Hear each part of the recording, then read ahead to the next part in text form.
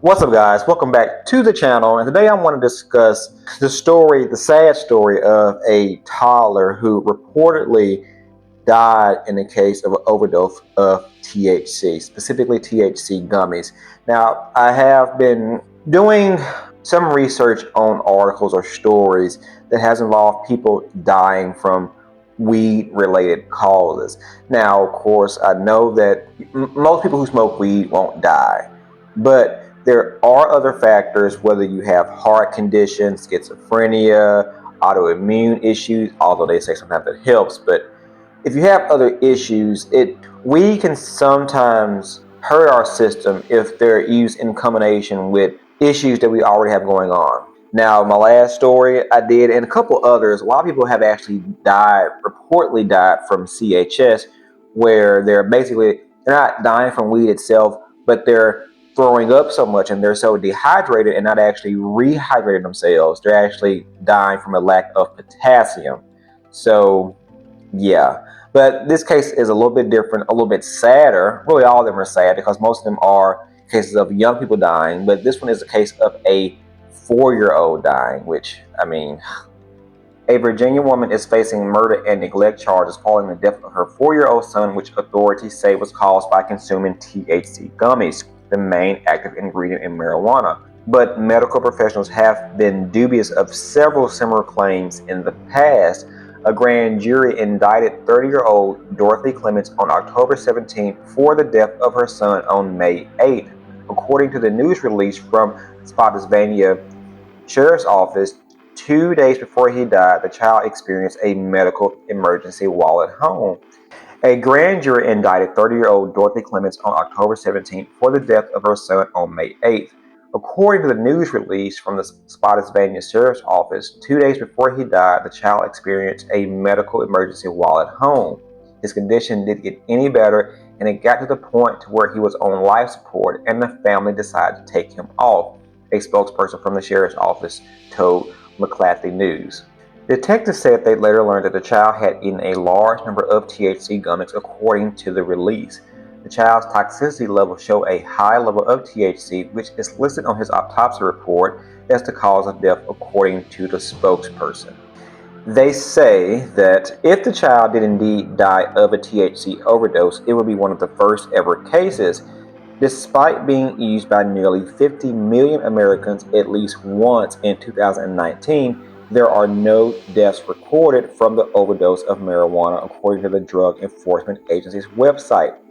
The National Institute of Drug Abuse echoes its findings, saying that there is no recorded instances of death from marijuana alone. I agree that in most cases, most of us, even us weed heads, or as a former weed head, we've never heard of somebody dying of a weed or cannabis overdose. But we also haven't seen this mass acceptance, this mass of weed like we have in the past. Of course, we know weed was made recreational use kind of like towards the 60s and the 70s, but it still was kind of like a niche crowd or audience that actually prescribed to using weed, like the stoners, the hippies, the weed heads, where now, today's terms, it is legalized in so many states. A lot of regular people are consuming weed every single day. So we can't truly say that the weed we're smoking or ingesting now couldn't cause harsher side effects, including death, until we have been really using this legalized marijuana for, say, 10, 15, 20 years. Now, I do agree, like I said in the beginning, that a lot of times weed itself doesn't kill you, but in combination, if you have underlying issues, it couldn't help you as well and possibly lead to death. Now, this story is important to note that this is a child, this is a 4-year-old child. So somebody whose body is, of course, not as strong as somebody who's 18, 20, 30, 40, of course, his body probably can't take the normal level of THC that the normal person would. Now, I can tell you that edibles, they can take a lot longer to actually take effect. But when they do, they can be much stronger, much more intense than smoking weed itself. Now, when I dug a little deeper into the story, I was like, because it started in Virginia, and I say, is Virginia a legal state? So actually, Virginia did legalize marijuana for recreational use in July of 2021. And that law really just made it where locals can grow up to 4 plants per household, but retail sales did not begin until 2024. Now, this death happened in 2022, so in actuality, these were a. Now, when we look at the article from Fox News, a inquiry by Fox News, however, dispelled some of the typical confusion by revealing that the Virginia authorities, when pressed on their claims, later clarified and explained that the gummy candies believed to have been consumed by the deceased child was actually Delta 8 THC gummies. So that does make a difference. Now, the National Library of Medicine notes that Delta 8 tetracannabinol is an analog of THC that occurs naturally. In chemistry, the drug culture in particular, an analog is understood to be a compound that is chemically similar at the molecular level to the more popular drug, but not identical.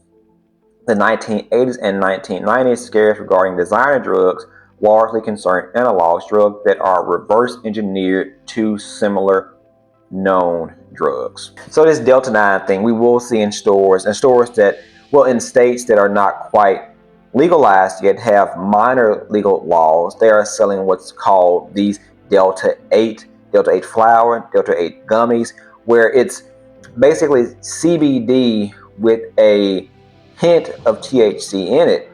Now, I've heard some people call it, I forgot what the term, it was like gas station crack. Don't quote me, but it's a term that people use for this because I have heard it doesn't work.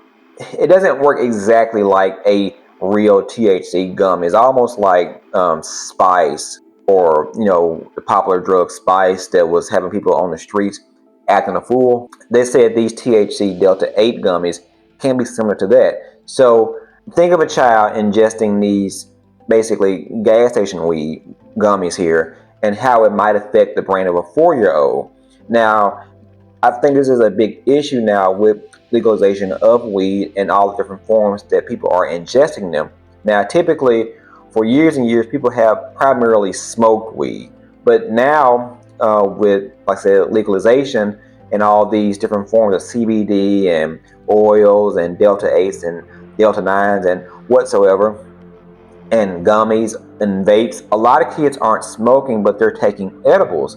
And gummies in particular, if you are a parent that you are using gummies and you have small children around, we know that children can get into things.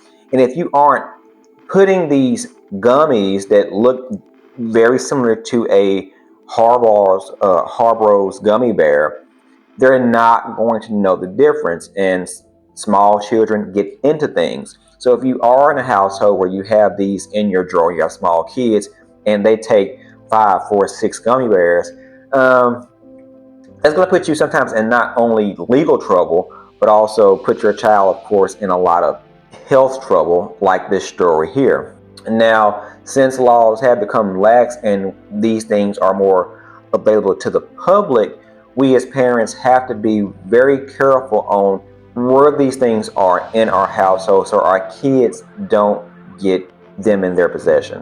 One article states that the attending doctor told detectives that if medical intervention occurred shortly after ingestion, it could have prevented death. They said statements made to the detectives by the mother did not match evidence seized at home.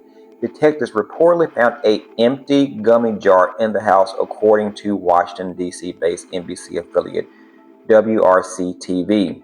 Dorothy Clements was arrested on October 20th, 22. She is currently being held without bond at Rappahannock Regional Jail. Now, from what the story says, it looked like we're not sure how full the jar of gummies was, but we can say this child at least consumed 5 to 10 gummies, depending on how many was actually left, if not eating the full jar. So they're saying that the death could have been prevented had she taken him to medical specialist or the hospital right after, but sounds like the child was probably in a negligent situation. So we may look at this and say, we necessarily kill this child, but it was more so negligence.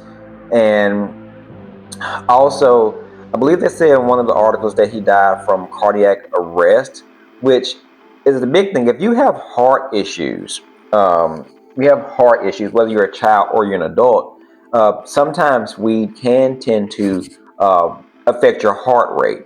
So if you have these underlying issues, weed could result in things that may not affect the average person. So in this case, was the child probably in a neglectful environment? Was he not being fed well? Was he being abused? Possibly.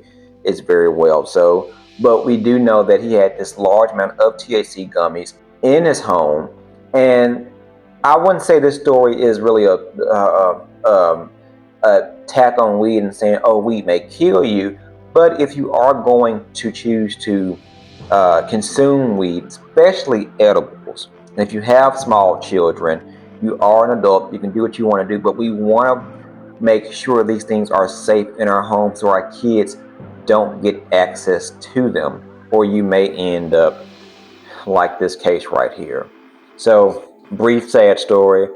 I feel sorry for the child, but if you're gonna, like I said, do weed, do edibles, be responsible. If you're a parent, if you're a babysitter, if you have nieces, nephews, kids around, and they, get these gummies here, just be safe out there. One time my dog ate a bag of weed. I had a small bag, and it sent him for a loop. I'm not sure if you ever, people apparently get their dogs high. I've heard on purpose, but if you ever seen a dog get high, they'll tend to. It was kind of funny to us at the moment, but what if that's your child, and it may not be this funny thing of them just being their head, but them actually dying. So, in conclusion, smoke, eat, drink, consume whatever you consume responsibly.